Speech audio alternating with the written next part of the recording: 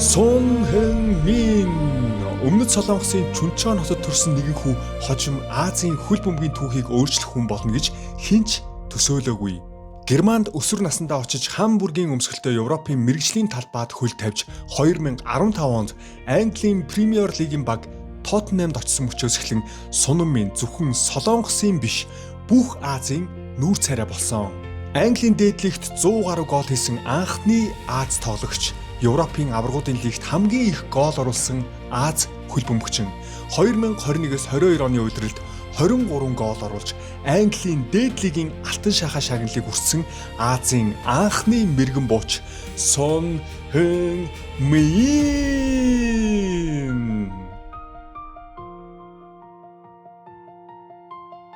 Сони бол маш мэдрэмжтэй тоглогч, үнэхээр сайн хөл бөмбөгчин.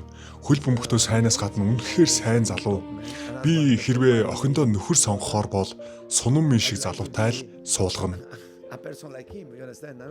Өмнөд Солонгосын шигшээ багийн ахлагч, улсынхаа өмсгөлийг өмсөх бүртээ сая хүний итгэл найдвар бахархал дарамтыг нуруунд дээрээ үүрч шигшээ багта хамгийн их гоолыг хийж яваа Ардын Баатар. Сон Хэн-миний жилийн цалин 46.7 тэрбум төгрөг, сарын цалин 3.9 тэрбум төгрөг, 7 хоногийн цалин нь 899 сая төгрөг, 7 хоногт 900 сая төгрөг олдог байсан гэд боддоо бод.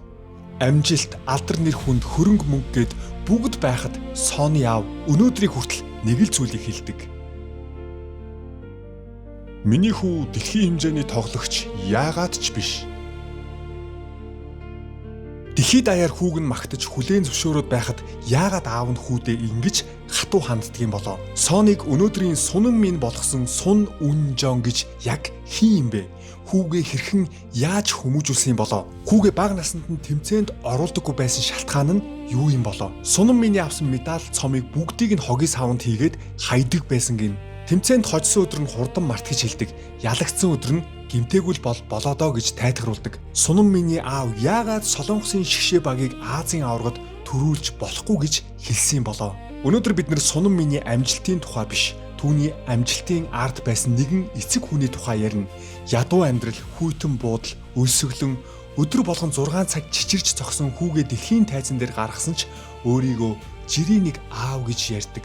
Хүүн олон сая хүнд хүндлүүлж Ардын Баатар болсон ч мөнхийн зүйл гэж байхгүй гэж анхааруулдаг багш. Хүүн Азийн түүхийг бичсэн ч одоо л эхэлж байна гэж үргэлж сануулдаг зөвлөгч. Хатуу боловч хайртай, даруй боловч дотроо галтай, ядуу амьдралаас гарсан ч гомдлгүй, хүүгээ од болгосон ч өөрөө сүйдэт нь үлдэхийг сонгосон Сон Хэн-минийг бүтээсэн аавын түүхтэй танилцгаая. Сон бол бүх шаардлагыг хангадаг тоглогч. Миний амьдралдаа харсан хамгийн сайн сахилга баттай, хүмүүжлтэй тоглогч бол Сон. Хамт ажиллахад гайхалтай мэргэжлийн тоглогч. Тэр бол онцгой залуу.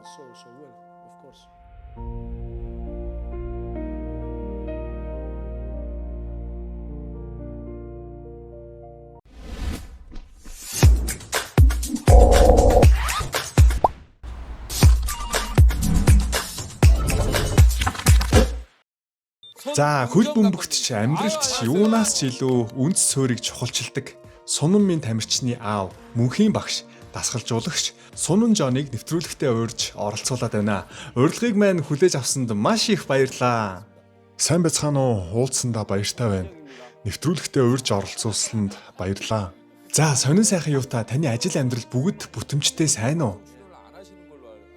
Бүх зүйл маш сайн байгаа. Хүүгийнхээ бэлтгэлд анхаарад л зав гарвал сургууль дээр очиж хүүхдүүдтэй бэлтгэл хийгээд л өдөр хоног яаж өнгөрч байгааг мэдэхгүй завгүй амьдарч явна да.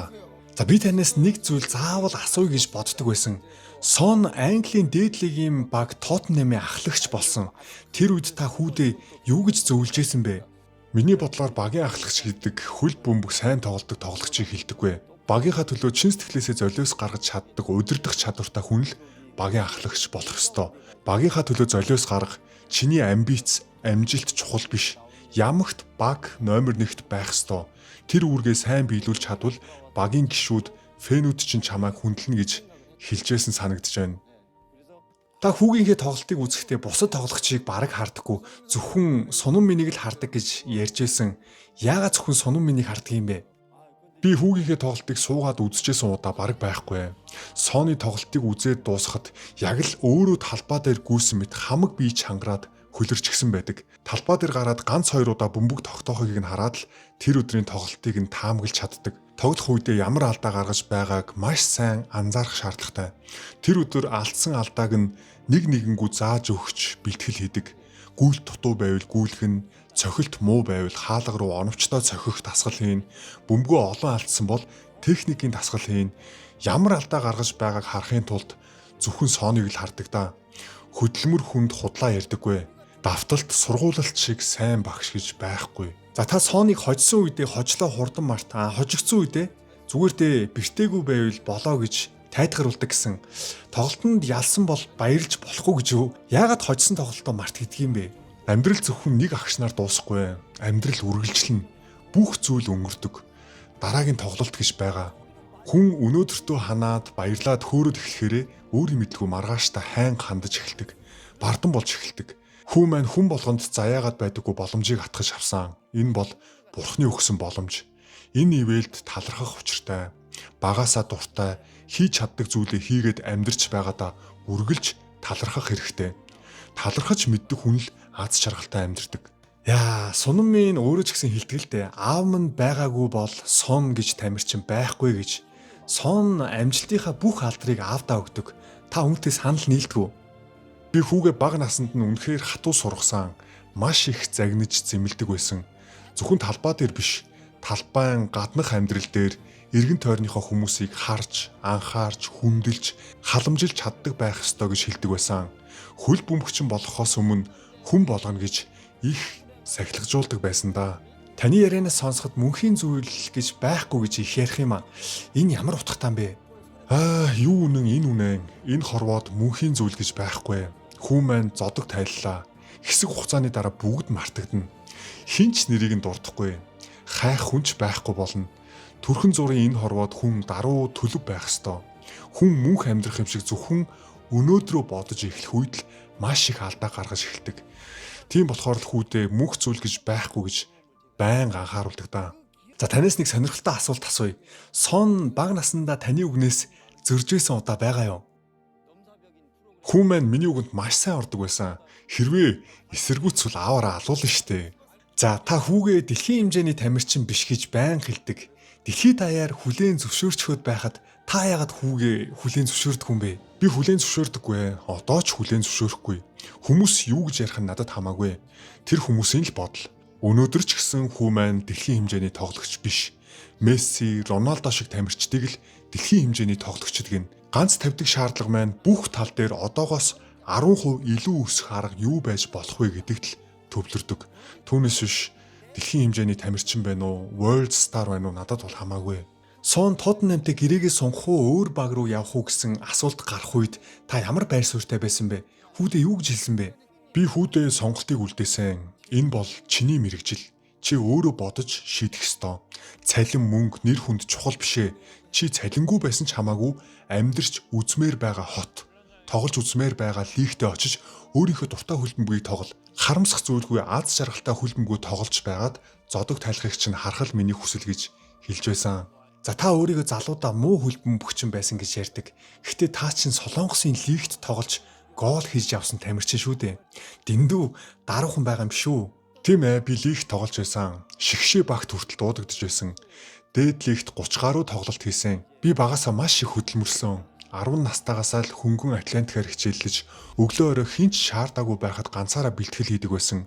Өглөө эрт босч дасгал хийчгээд сургуультай явдаг. Сургуулаасаа ирээд гэрийн ажилд туслана, дараа нь дахиад л бэлтгэл хийдэг. Дунд ахлах сургуульд байхдаа багийн бэлтгэлээс гадна 6 жилийн турш нэг ч өдөр таслалгүй өглөө орой ганцаараа дасгал хийсэн. Мэдээж зарим өдөр өглөө босоход үнэхээр хэцүү байдаг. Тэр үед энэ цаг миний амьдралд дахиж ирэхгүйгээд л босдог байсан да.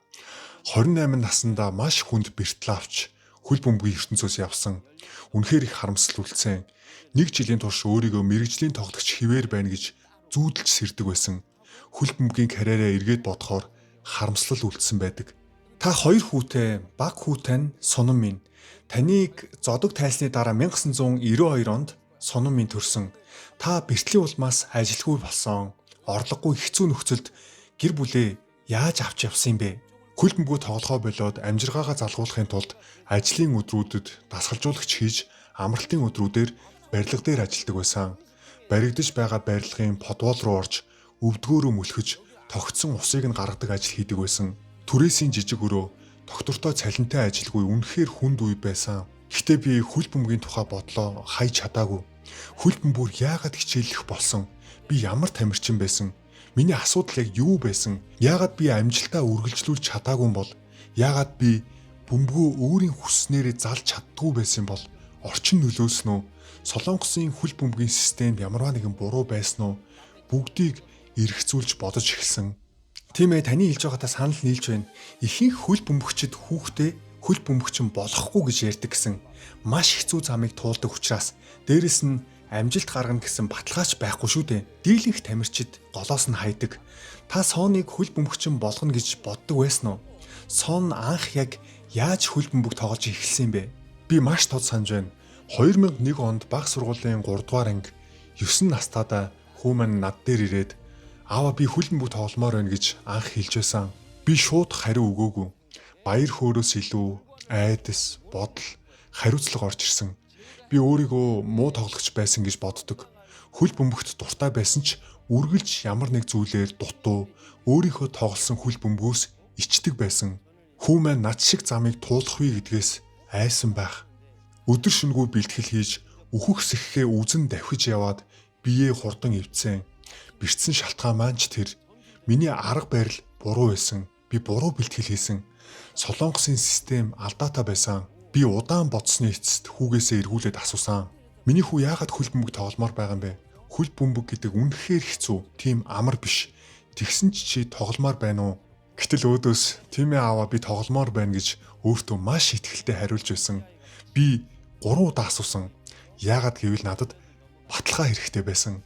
Хүүхэд ч гэсэн тодорхой хариулт өгдөг байх ёстой. Хүүхдэд бага наснаас нь хариуцлагыг ойлгуулах ёстой. Нэг өдөр хэцүү байна боллоо гэд хүрээд ирвэл "Чи надад амлсан биз дээ" гэд хэл хүүхдээ болохын тулд 3 удаа амлалт аваад тэр өдрөөс хойш хамт бэлтгэл хийдэг болсон доо. Та хүүгээ 15 хүртэл тоглолтод оруулдаггүй, тэмцээнд явуулдаггүй байсан гэсэн. Хүүхдэд туршлага гэдэг чухал биш гэж үү? Яагаад тэмцээнд оруулдаггүй байсан юм бэ? Хүн болох багаасаа хүлэг болох унгнаасаа гэж үг байдаг. Хүүхэд насны хүмүүжил маш чухал.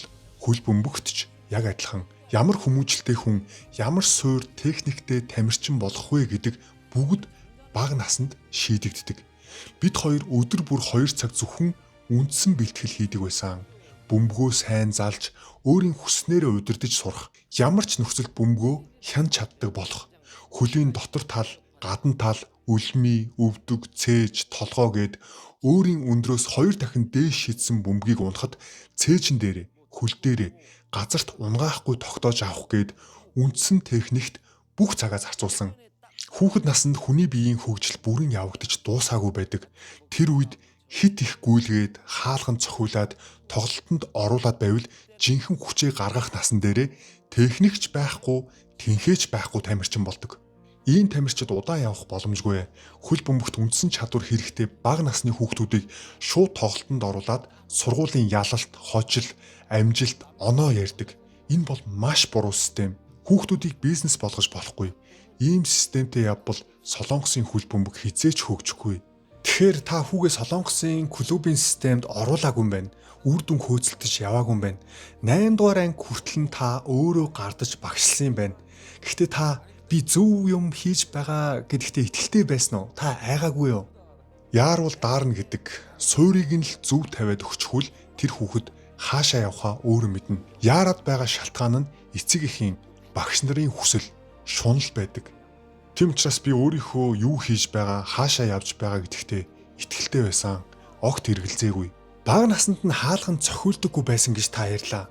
Сон одоо хаалганы буланд маш оновчтой цогтөг. Ойлгохгүй байна. Энийг бага наснд нь суулгадаггүй гэж үү? Хүүхдийн үе мөч булчин шүрмөс бага наснд зөөлөн, бүрэн бэхжээгүй байдаг. Гаргаж чадах хүчнээс нь давсан хүчийг байн гаргаад байвал маш муу сөрөг нөлөө гарнаа. Нас биед хүрээд эд тоглох 18, 19 наснда эмнэлгээр орж гардаг тамирчин болдог. Насанд нь тохирсон бэлтгэлийг хийлгэх хэрэгтэй. Хэмминий цохилтын бэлтгэл 18 нас өнгөрсний дараа байсан. Хаан бүрэгт байхад түүнээс өмнө цохилтын бэлтгэл бараг хийлгээгүй. 18 наснаас хойш жинхэнэ цохилтын бэлтгэл хийж эхэлсэн. Хаалганы хоёр талын буланд 500 цохилдог байсан. Суур техник маш сайн суусан болохоор цохилтооч маш оновчтой хийж байсан. Тийм ээ, Сунам минь баруун зүүнгүй хаалганд маш оновчтой цохидог. Ийм тамирчид ховор. Энд ямар нэг нууц байгаа юу? Инээдтэй дурсамжаасаа хуваалцъя. Би баруун хөлөө ашиглахгүй тулд шипинийхээ урд хэсэгт хадаас зоочдог байсан. Санамсаргүй баруун хөлөөрөө цохивол хатган шүү дээ. Хүүгийнхээ шипинд арайч хадаас хийдэггүй байсан. Харин дасгалдаа гарахдаа оймсой зүүн хөлөөсөө өмснө. Шипинээ өмсөхдөө зүүнээсээ өмснө. Талбайд ороод бөмбөгөнд хүрэхтэйч зүүн хөлөөс нь эхлүүлдэг байсан. Цохилтын бэлтгэл дээр зүүн хөлөнд нь илүү тоо өгдөг. Зүүн хөлөөрөө шууд цохиж болох юм дээр баруун хөл рүүгээ шилжүүлбэл цаг алдна. Тэр хугацаанд өрсөлдөгч багийн хамгаалах боломжтой болдог. Хоёр хөлөө ашиглаж сурна гэдэг бол маш том давуу тал. Тиймээс би зүүн хөлийн дасгал байнга хийлэгдэг байсан. Таны хүмүүжлийн арга зарим хүнд үнэхээр хатуу санагддаг. Сооны хувьд ч ялгаагүй одоо болио аваа би үнэхээр шантарч байна гэж танд хэлж байсан уу? Би хүүдээ хий гэж тушаагаад өөрөө зүгээр суудаггүй байсан. Би үлгэр дуурайл болох ёстой хүн нь.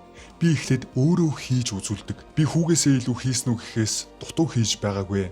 Яг л хамт бэлтгэл хийдэг байсан. Аав нь ямар их хичээж байгааг хэммийн ойлгодог байсан. Төрүүлж гараад дасгалын талбайг цэвэрлэн тухайн үед бүгд л шорон талбайтай байсан. Цагаа хэмнэхийн тулд 100 бөмбөгний хийг нь тааруулаад гардаг байсан. Цас орвол давс цацна. Хүүгээ зөвхөн бэлтгэлтэнд төвлөрүүлэхийн тулд бүгдийг гардаж хийдэг байсан.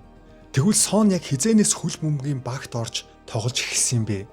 9-р ангиасаа жинхэнэ хөл бөмбөгийн багт орж тоглож эхэлсэн. Үр дүн нь шууд л гарсан. Багтаа ормогцоо гол хийж улсын тэмцээнд баг нь авраг авсан. Хүү маань эхний тэмцээнээр хамгийн их гол хийж мэргэн бууч болсон. Ахлах сургуульд орохдоо Солонгосын хөл бөмбөгийн холбооноос шилдэг тоглогчдыг гадаадад сургах хөтөлбөр зарласан. Сонгон шалгаруултыг Германаас скаут хийдэг хүмүүс ирж тоглогчдыг сонгож авсан. Хүү маань 10 дугаар ангитаа сонгогдож Герман руу явахаар болсон. Харин би энийг алтан боломж гэж харсан. Хүүгээ шууд сургуулиас нь гаргаад би ч бүх ажлаа хаяад хүүтэйгээ хамт Герман явсан. Тухайд ямар ч мөнгөгүй байсан учраас Германд сурж байсан оюутанд цагийн мөнгийг нь дараа нь өгнө гэж хэлээд Герман хэл заалгуулж байсан. Германд 1 жилийн хөтөлбөр дуусаад энэ тэрүүгээр явж хүүгээ Германы багуудад шалгуулсан. Тэр үед Европт 17 хүртэлх насны тэмцээн болж Хэммийн гайхалтай гол оруулсан. Тухайн үед Хамбург багийн тамирчин сонгогч Хэмминийг авах шийдвэрийг гаргасан. Золиос гаргахгүй амжилт гэж байдаггүй. Би хүүгийнхээ төлөө эцсийн хүртэл явна гэсэн шийдвэрийг анх 9 настайдаа хөл бөмбөгчин болно гэж 3 удаа хэлэхэд нь шийдчихсэн байсан. Та сая мөнгөгүй байсан гэж ярьлаа. Европт амьдрахад өртөг маш өндөр. Яаж болгодог байсан юм бэ? Тийм ээ, анх мөнгө байхгүй үнэхээр хэцүү байсан.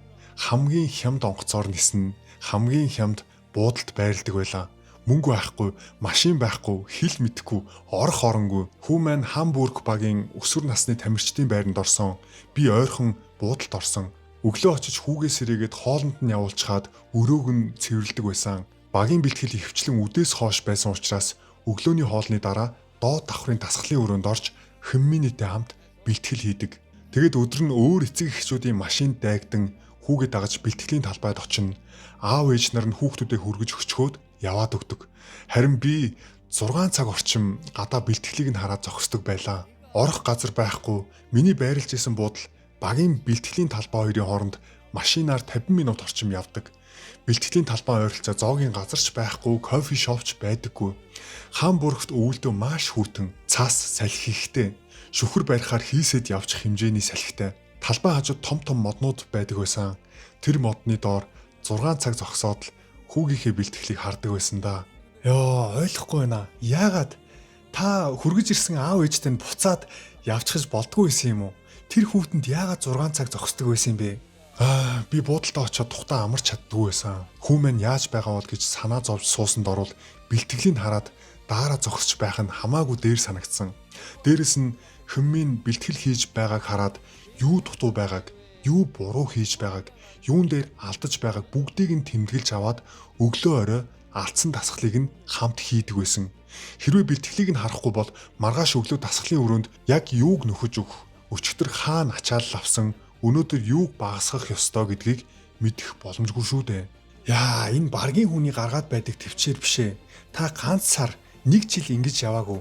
5 жилийн турш Соныг 23 нас хүртэл Хамбургээс Ливеркузен явтал хамт байсан. Танд шантрах үе байгаагүй гэж юу? Мэдээж Германд амьдрал амаргүй байсан. Мөнгөгүй, хэлгүй, гэргүй, машингүй. Амьдрал өдөр бүр нэг хэвийн үргэлжилдэг. Өглөөнөөс хамт бүх юмыг нь хийчихэд Хөнминийг унтахыг нь хараад буудлын руугаа буцдаг. Тэр буудлын өрөө нь ариун цэврийн өрөөгүй, нийтийн ариун цэврийн өрөө ашиглана. Орон нэг хүн арай гэж хэвтэх хэмжээтэй. Өрөө нь маш хүйтэн болохоор бүтэн биеэ хүнжлөөр хучиж, өөрийн биеийн дулаанаар цаг 30 минут орчим дулаацуулаад унтдаг байсан. Тэр буудалд 3 жил орчим амьдарсан. Хамбургийн амьдралыг эргээд санахаар маш их даарж байсан үе, өлсөж байсан үеийг санаанд ордог. Хөнмийн намайг ямар их хичээж байгааг хараад өөрөө ч би хичээхгүй бол болохгүй юм байна гэж бодоод уйггүй бэлтгэлээ хийдэг байсан. 2010 онд Сунмин Хамбургийн 1-р багт дэвшиж Германы дээд лигийн анхны тоглолтонд гол оруулсан. Хамбургийн хэвлэлүүд түүнийг багийн түүхэнд хамгийн залуу голын дээд амжилтыг шинжилсэн гэж онцлсон байдаг. Хүүтэн дээд лигийн анхны тоглолтонд гол оруулсан. Тэр мөчид танд яг ямар байсан бэ? Тэр мэдрэмжээ би маш тод сандаг. Би чичирч байсан. Би маш их айсан. Илүү их үүрэг хариуцлагыг мэдэрсэн. Тоглолт дуусаад гарч ирэхэд нь би Хөнминигийн ноутбугийг шууд хурааж аваад хэд хоног түүнд өгөөгүй. Шалтгаан нь Солонгос даяар түүний талаар ярих нь тодорхой. Хүмүүсийн сэтгэгдэл, магтаал, янз бүрийн зүйлсийг уншаад сэтгэл нь хөөрч, онгирч, бардан болох вэ гэсэндээ эцэг хүн ийм юм бодож болохгүй байх л да. Гэхдээ үнэхээр тухайд юу гэж бодож исэн бэ гэхээр хүү маань хэд хоног юм мартдаг, өвчин тусчаасаа гэж бодож исэн. Үнэхээр их айсан би. Тэгвэл та өөрөө хүүгийнхээ хийсэн голыг буудалд очоод үзсэн үү? Би компьютер ашиглаж мэдэхгүй. Мэдэхгүй юм чинь яаж үзэх юм бэ? Би интернет орж цаг үрдэггүй. Хөнминий талаар бичсэн нэвтрүүлгийг ч огт хардаггүй. Би гар утсаа дуудлага авах гэж цаг харах гэж л ашигладаг. Унтахтаа хажуудаа тавиад унтдаг. Сэрүүлэгч тавьдаггүй. 4 гэж боссоор байгаад дадал болчихсон. Лондонд байхдаа өглөө 4-өөс өмнө босдог байсан. Хүү маань Европын тэмцээнээс ирэхэд шүн дунд өнгөрсөн байдаг. Гэсэн ч би 4-өөс өмнө босдог байсан. Тухайн өдөр юу хийхээ бүгдийг нь зэгцэлдэг байсан. Йоо, ямар амар юм бэ? Та яаж ингэж өөрийгөө шахаж чаддаг юм бэ? Та хүн мөн үү? Би жирийн л нэг иргэн. Заримдаа хүмүүс намайг Хөнминий аав гэд өөрөөр хардаг. Хүн гэдэг өөрийн мэдлгүй онгирч сагсуурч бардаж эхэлдэг. Тэр бол хамгийн том аюул, дайсан. Сүүрлийн өмнө бардам зан явдаг. Тэр амтанд орохгүй тулд хүүгээ 9 настайд нь өөртөө амласан амлалтаа биелүүлэхийн тулд би өөрийгөө өдөр болгон ташуурддаг. Энэ тэнгэрээс өгсөн боломжийг алдаж болохгүй гэж өөртөө өдөр болгон сануулдаг байсан.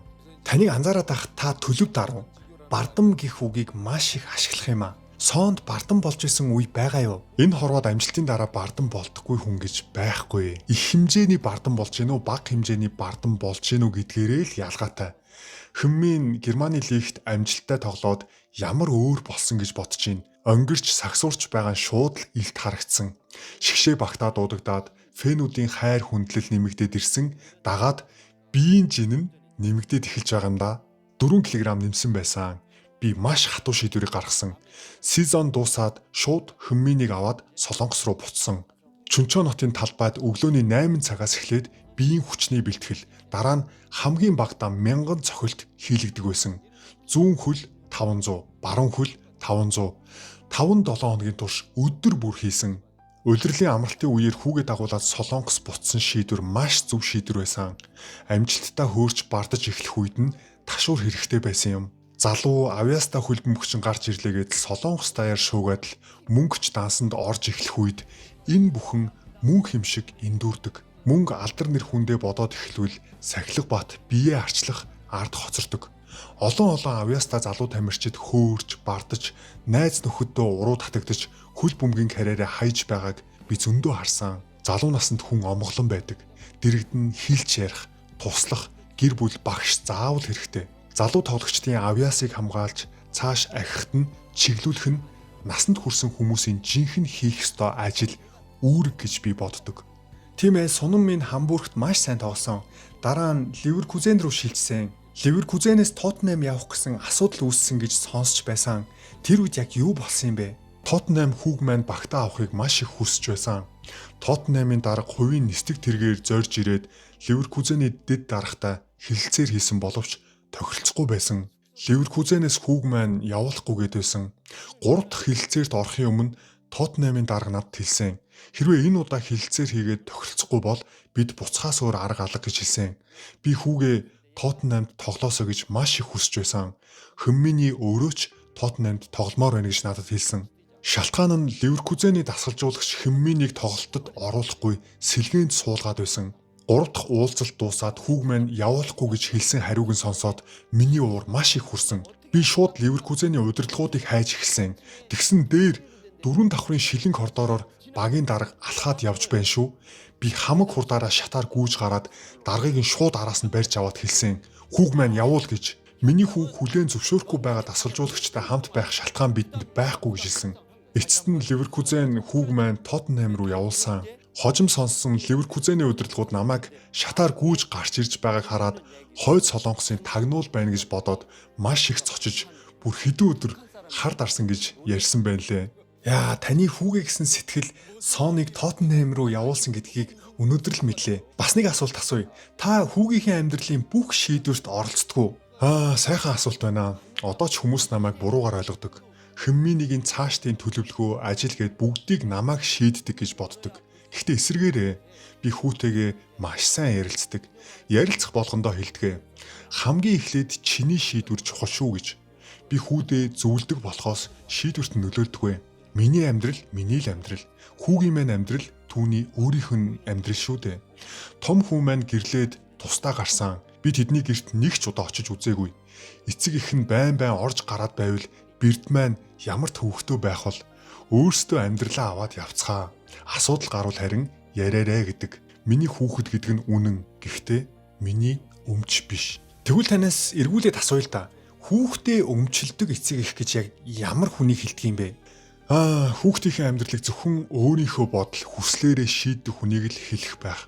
Бүх сонголтыг хүүхдийнхээ өмнөөс хийгээд л тухайн хүүхдийн ертөнц, авьяас, чадвар, онцлогийг харахаас илүү өөрийн бодлоор чиглүүлж өөрийг нь бусдад сайнаар харагдуулах нэг хэрэгсэл мөнгө олдог машин болгож аз жаргалгүй амьдрал руу түлхдэг олон эцэг эхчүүд бий. Хүүхэд нь аав ээжийнхээ хэлсний дагуу явсаар байгаад 30-40 наснда юу хийж яваагаа ойлгохгүй, мэрэгжилдээ дургу, амьдрах ямар ч хүсэлгүй болчихсон байвал тэр хүний амьдралыг хэн хариуцах юм бэ? Энэ бол үнэхээр аимшигтай.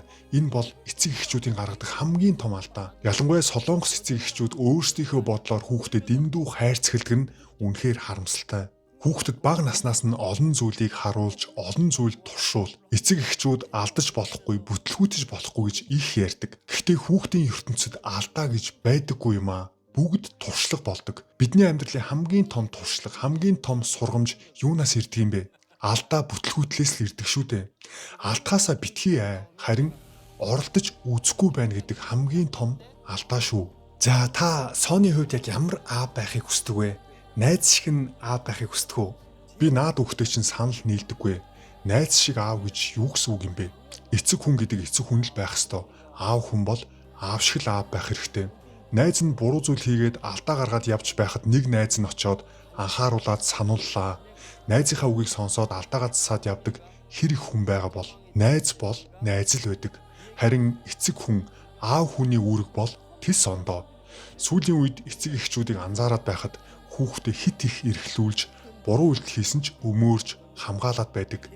Хүүхдийг хүмүүжүүлэхэд тунгийн тааруулна гэдэг хамгийн чухал магтах үе, зэмлэх үе, хайрлах үе, сахилгажуулах үе, хамгаалах үе, шийтгэх үе. Энэ тунгийн тааруулж чадахгүй бол тэнцвэр алдагдана. Мэдээж хүүхэд хүмүүжүүлнэ гэдэг амар бишээ. Эцэг эхээс маш их ухаан шаарддаг.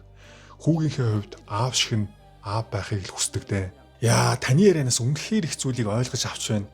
Таны толгойд байгаа энэ их мэдлэг ухаарл хаанаас ирдэг юм бэ? Амьдралын туршлага уу? Надад нэг том багш бий. Тэр бол ном. Би 15 жилийн турш ном уншиж тэмдэглэл хөтөлсөн. Би толгой муутай хүн, бичиж тэмдэглэж байж л амьд үлдэнэ гэж би боддог. Нэг номыг нэг удаа уншаад ойлгохгүй үе байдаг. Тэгээд 2, 3, 4, заримдаа бүр 5 удаа уншина. Чухал хэсгийг нь тэмдэглээд уншсан хэсэгтэй холбоотой өөрийн бодлыг бичээд эцэст нь тэмдэглэлийн дэвтэртээ хуулж бичдэг. Яа, тийм баха, гайхалтай. Ном их уншдаг хүн гэдэг нь таны ярианаас л мэдэгдэж байна. Тэгвэл Сунаммын ном уншдаггүй. Хөнминий багаасаа хөлбөн бөхт бүх цагаа зарцуулсан. Германд очоод Европын тэмцээн лигийн тоглолтууд гээд 7 хоногт 2 тоглолт хийх үе их байсан учраас зав тун бага байсан. Харин би ном уншиж байгаад чухал хэсгүүдийг нь бичээд орныхон дэргэд тавьчихдаг байсан. Тэрийг уншдаг байсан юм уу үгүй юм уу? Ёстой бүү мэд. Тэгвэл та 15 жилийн турш хэдэн ном уншсан бэ? Ёстой хэлж мэдэхгүй юм байна. Миний амьдрал маш энгийн. Орчин эмх замбраагүй байвал би төвлөрч чаддгүй. Номоо уншаад тэмдэглэлээ бичиж дуусаад уншсан номоо хүнд өгөх юм уу хайдаг. Тоос тогтсон ном бүрийг цэвэрлэж суух нь цагийн гарц. Мөн уншсан номоо гэртээ байлгана гэдэг бусдад гайхуулж байгаа юм шиг санагддаг. За, та суур хүмүүжил, суур хичээл, суур техник, суур бэлтгэл гэж их ярьдаг. Тэгвэл амьдралын суур гэж юу нь яг юу юм бэ? Өглөө орноосоо босоод хүнжлөө зэгцлээд л сурчих. Энэ бол амьдралын суур. Өглөө босоод орооч хурааж чадахгүй байж яаж ямар том ажил амжуулах юм бэ? Хичээлийн ширээ, ажлын ширээгээл цэгцтэй эмх замбраатай байлгаа сурчих. Энэ бол амьдралын суур. Ширээний шүүгээгээ ч цэгцэлж чадахгүй бол амьдралаа яаж эмх замбраатай авч явах юм бэ? Амьдралын суур гэдэг гайхмаар сүртэй зүйлсээс эхлэхгүй, жижиг дадал зуршлаас эхэлдэг. Та Сунамминий авсан шагналт цом медалийг ихэнхийг нь хайж байсан гэсэн үнэн үү? Гэхдээ яагаад тэр хайрын имийг хайчдаг байсан юм бэ? Тэр чинь бүгд л дурсамж болж үлдэн штэ. Тийм ээ, мэрэгжлийн тоглогч болохоос өмнө авсан бүх шагналыг нь хайсан. Би хүүдээ хэлдэг байсан.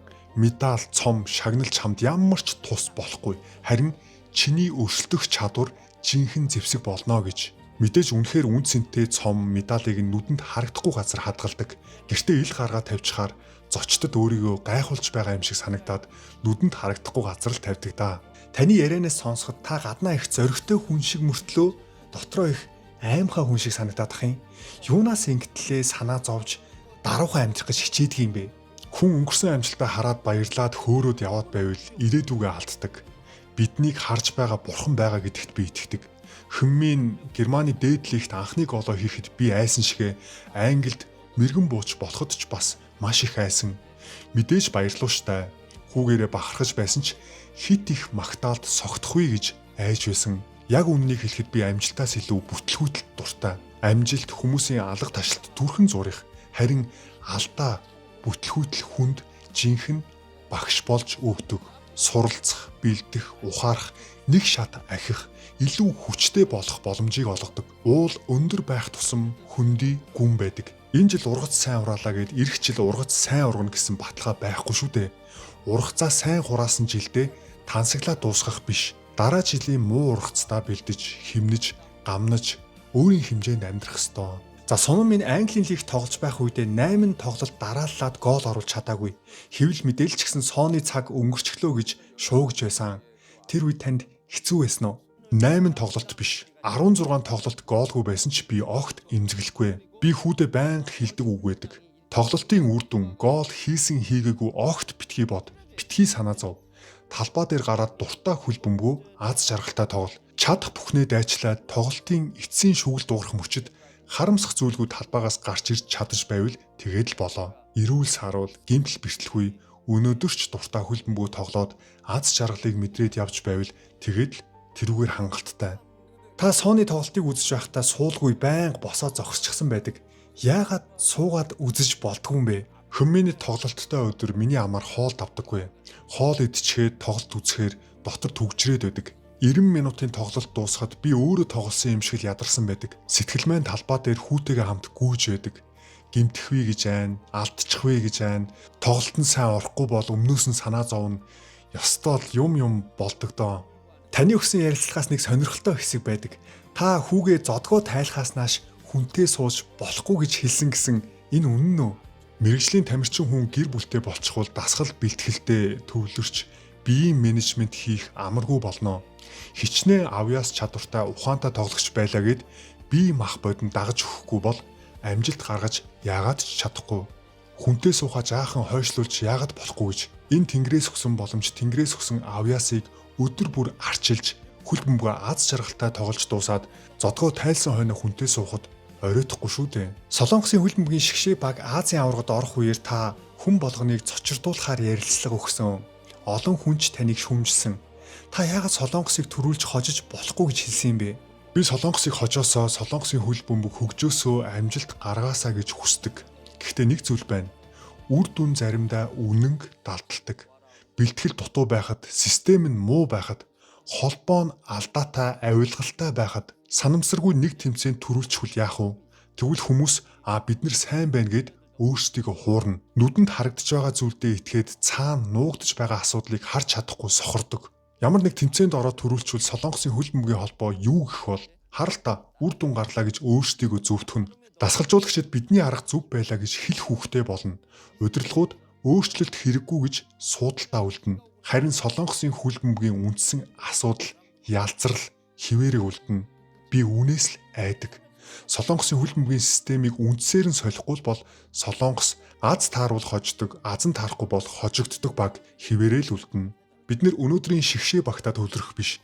4-5 настайгаас нь хүүхдүүдээ ирээдүйд нь яаж бэлдэх вэ гэдэг систем суурай бодох хэрэгтэй. Та Солонгосын хөл бөмбөгийн хүүхдийн системийг буруу байгаа гэж бодож гинүү? Ойлгомжтой маш буруу системтэй. Үндсэн суурь, техник бага наснд нь суудаг. Гэтэл хаалга руу цохиулна, хооронд нь тоглуулад байдаг. Хөл бөмбөг мэдхгүй эцэг эхчүүд хүүхдээ амжилттай хождог багт өгөхийг хүсдэг. Энэ бол маш буруу. Амжилт амархан ирдэггүй. Цаг хугацаа зайлшгүй хэрэгтэй. Хожил, медаль, цом руу битгий хүүхдээ явуул. Суурийг нь зөв тавихад анхаарах хэрэгтэй. Хэрвээ алсыг харж чадахгүй бол ойрын зовлон ирнэ. Би Чүнчонд Сун хөл бөмбөгийн академиг байгуулсан. Хүүдээ заасан арга техник, философоор хүүхдүүдийг сургаж байгаа. Манай сургуульд 15 наснаас доош хүүхдүүдэд хүчтэй цохилт заадаггүй. Тоглолтын үр дүнгээс илүү үндсэн чадвар, биеийн хамгаалалт, хоёр хөлөө чөлөөтэй ашиглах, бөмбөгийг өөрийн хүснээрээ хянах, талбай дээрх зөв хандлагыг чухалчилж заадаг. Дээрэс нь манай сургуульд зөвхөн хөл бөмбөг заадаггүй. Хичээл орно, гадаад хэл, ном унших, тоо, дуу хөгжим гээд бүх хичээл ордог. Сон академид орох тийм амар бишээ. Хэр авьяастай байна. Биеийн боломж, залхууралгүй байдал, даруй зан зэрэг, зан чанарыг нь харж байгаад сургуультай авдаг. Дэлхийн төвшний тоглогч болоход зөвхөн чадвар хангалтгүй. Хандлага, зан чанар, даруй байдал маш чухал. Та Азийн шилдэг тамирчныг бэлтгэсэн дасгалжуулагч багш хүн. Та лигийн дасгалжуулагч эсвэл шгшээ багийн дасгалжуулагч болъё гэж боддгоо. Хүн болгонд өөрсдийн гэсэн авьяас чадвар байдаг. Би хүүхдэд сайн заадаг дасгалжуулагч байлаа гэд лигийн тамирчдад сайн заана гэсэн үг биш. Шгшээ багч ялгаагүй. Юу хэлэх гээд байна вэ гэвэл хүн чаддаг юмаа л хийх хэрэгтэй. Чадахгүй авьяасгүй юмдаа хит чичрээ дайраад байвал асуудалд орно. Хүүхдүүдэд яавал илүү сайн заах уу, яавал сайн тамирчин болох уу гэдэгт төвлөрч байнга суралцдаг. Өнөөдөр ч гэсэн би сурсаар л явна. Суралцахгүй л бол хоцордог. Өдөр бүр сурч, боловсрож, өсч байж дотор хүн маань төлөвшдөг. Нас ахих тусам залуусаасаа зэмлэл биш, хүндлэл авахын тулд суралцахаас өөр арга зам байхгүй. За, тантай үнэхээр сайхан ярилцлаа. Таны мөрөөдлийг асууж болох уу? Хүн нас ахлаа гэд ухаан суудаггүй, хүндлэл ирдэггүй, эрх мэдэлч нэмэгддэггүй. Залуусын дургуг хүргэсэн, өөрийнхөө бодлыг л зөв гэж боддог зөрүүд хөгшин болмооргүй байна. Амьдралаас олж авсан мэдлэг, мэрэгэн ухаан, туршлага, ирээдүг авч явах залуу үеийнхэнд дамжуулж тэдэнд 0.1% болов тус болоод явах л миний хүсэл мөрөөдөлтөө. За байзаараа танаас нэг хөвгөлтэй асуулт асуух гэж байгаад мартчихж та сооны бүх мөнгийг хариуцдаг уу? Хүүхдийн мөнгө хүүхдийн маань л мөнгө. Миний мөнгө миний мөнгө. Эхнэрийн мөнгө эхнэрийн мөнгө. Хүүхдүүдийн амжилт хүүхдүүдийн амжилт. Эхнэрийн амжилт эхнэрийн амжилт. Миний амжилт миний амжилт. Би яагаад тэнд халбгаа дүрх ёстой гэж бүх юм шудраг байх ёстой. За нэвтрүүлгийн маань өндөрлөх цагт өгч байна. Таны хувьд амжилт гэж юу вэ? Ямар хүнийг амжилттай яваа хүн гэх бол? Амжилтын тодорхойлолт хүн бүрт өөр байж болно. Аз жаргалын тодорхойлолт ч өөр байж болно. Гэхдээ би өөрийгөө амжилтанд хүрсэн хүн гэж итгэлтэй хэлдэг. Яагаад? Надад эд хөрөнгө, нэр алдар, эрх мэдэл байхгүй. Тэр бүгд минийх биш, миний хүүгийнх. Харин би багаасаа дуртай байсан хөл бөмбөгийн ертөнцийн одоо ч гэсэн алхаж явна. Тиймээс би амжилтанд хүрсэн хүн. Би аз жаргалтай хүн. Өөрийнхөө дуртай зүйлийг аз жаргалтай хийгээд явж байгаа хүнийг л амжилттай яваа хүн гэж хэлэх байх та. За, та хизээ хамгийн аз жаргалтай байдаг вэ? Өглөө босоод сургуулийн төвд байдаг жижиг дасгалын өрөөндөө дасгал хийх үед, ном унших үед, хүүхдүүдтэй талбай дээр хамт бэлтгэл хийх үед тэр үед л хамгийн аз жаргалтай байдаг. За, танаас сүүлийн асуултаа асууя. Таны хамгийн дуртай хөл бөмбөгч хэн бэ? Миний хамгийн дуртай хөл бөмбөгч бол Сун Хэн Мин. Би энэ дэлхийн хамгийн аз жаргалтай bull boy. Олон жилийн турш хүүгийнхээ зогсон бөмбөгийг зөөж, хүүтэйгээ хөл бөмбөгийн талбай дээр өнгөрүүлсэн цаг хугацааг юугаарч сольж чадахгүй. Азийн номер 1 хөл бөмбөгчнийг дасгалжуулсан дасгалжуулагч Сун Үнжон хатуу боловч хүүгээ хайраар өсгсөн, даруй боловч дотроо асар их хүчтэй, ядуу үеийг туулсан ч хүнд ч гомдож яваагүй. Хүүгээ дэлхийн тайзан дээр гаргасан ч өөрийгөө жирийн нэг иргэн гэж ярьдаг. Амжилтыг биш, суурийг ярьдаг. Нэр алдрыг биш, аз жаргалыг ярьдаг. Төр зургийн ялалтыг биш, холын ирээдүйг хардаг. Дэлхийн алдар нэр хүндтэй тамирчин Сун Хэн Миний ард нэг аавын дуугүй золиос, айдас, хатуу хайр, мянган давталт, үндсэн суурь гэсэн итгэл байсан. Сун Хэн Мин дэлхийн тайзан дээр гялалзаж байна. Харин түүний аавын хувьд тоглолт одоо л эхэлж байна. Шүгэл дөнгөж дуугарлаа.